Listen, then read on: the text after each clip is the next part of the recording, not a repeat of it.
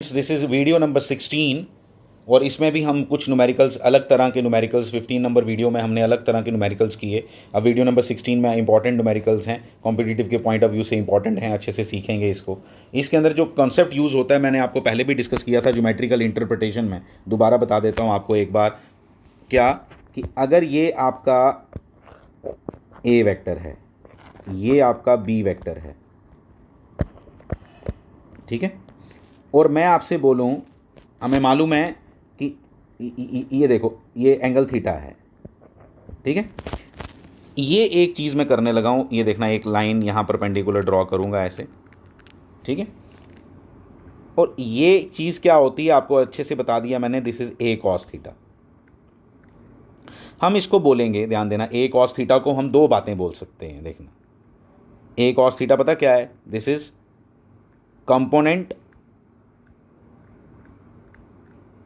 A cos theta, magnitude of, magnitude है ना ये सिर्फ, ठीक है, A cos theta, magnitude of component of A vector along B vector. ये थोड़ा सा आपने कॉन्सेप्ट समझ लेना है कि इसको क्या बोलते हैं, ए कॉस थीटा को।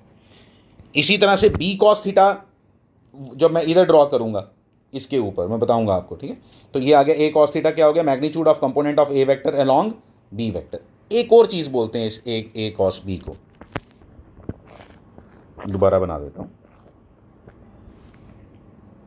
जब हम इसको ऐसे इसके ऊपर ऐसे रखते हैं ना, तो ए कॉस थीटा को क्या बोला मैंने, मैग्नीट्यूड। हाँ, ए कॉस थीटा को हम, एक और नाम है, अच्छे से सीखना आप, projection, projection of vector A on vector B, ये भी याद रखना प्लीज़, ठीक है। इस पर न्यूमेरिकल करने हैं हमने। अब देखो, find the component of the vector, magnitude नहीं बोला है, find the component of the vector, A vector जो दिया हुआ है, बी वेक्टर दिया हुआ है, इसका कंपोनेंट निकालना है आपने, ठीक है। तो मुझे अच्छे से मालूम है अलोंग दिस क्या होता है, वो ए कॉस थीटा, और किसके अलोंग बनाना है आपने, बी वेक्टर के, यानी कि उसकी डायरेक्शन किसके जैसी होनी चाहिए, बी वेक्टर जैसी, इसलिए ये आंसर आ गया, ये इसका आंसर है, बस यही इसका आंसर है। बताता हूँ, ये देखो मैंने बना के दिखा दिया जो मैंने आपको पहले दिखाया था।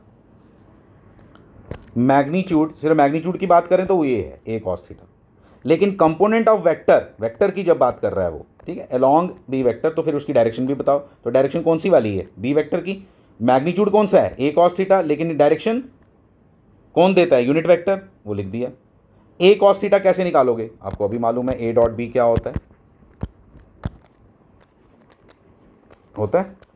तो ए कॉस थीटा क्या हुआ,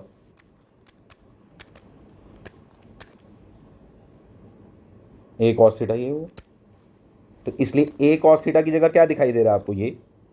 फिर ये यूनिट वेक्टर, बड़ी बार बता दिया आपको, वेक्टर को डिवाइड करो उसके मैग्नीट्यूड के साथ, तो उसको क्या बोलते हैं, यूनिट वेक्टर। नहीं मालूम है तो याद रखो भाई, ठीक है। ये नीचे बन गया B square, magnitude of B का स्क्वायर है ये, ठीक है।